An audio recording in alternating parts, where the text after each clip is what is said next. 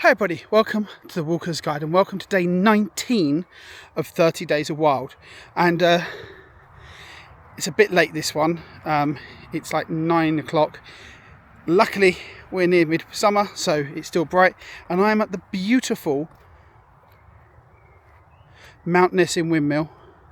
This is a post mill, and it is simply beautiful. It's just going through some renovations, being painted and stuff, but we're not here to look at that.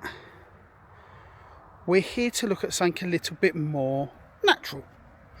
And actually we're here to look at the really quite nice, tall, slender, and yes, I know, I talked about this last year on the 30 Days of Wild, and we also will be talking about it again for the Great British Tree Search. More videos coming soon. I've just sorted out the intro video. But this really tall, although not huge, tree is the Scots pine, one of our only native conifers. Its big ID point is its needles. They're in sets of two, so the two needles come out together from a single point.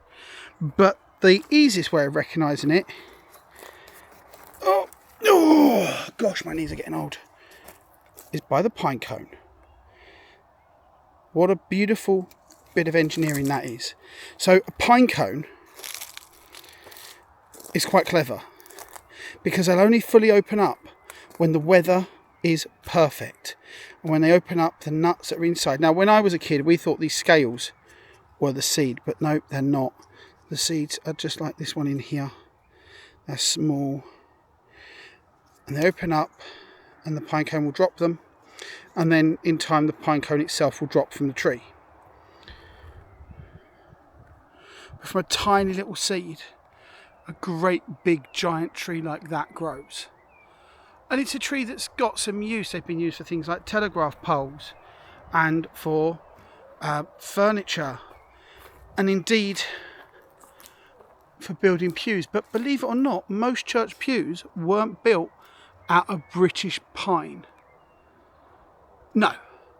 Instead, they used pitch pine, which a lot of it was shipped over from America, which to me seems really daft when we got pine trees like this.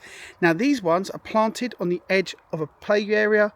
They're giving shade. They're an evergreen, so they're always going to be, well, green. But in some parts of the country, we've got pines and conifers that are grown not for their beauty, but on a monoculture estate for making stuff like paper. And we're going to be visiting one of these in a future episode, but not today. But for today, that's what we're talking about. That is the Scots pine. That's Mount Nessin windmill, and that's the Walker's Guide 30 Days of Wild, day 19.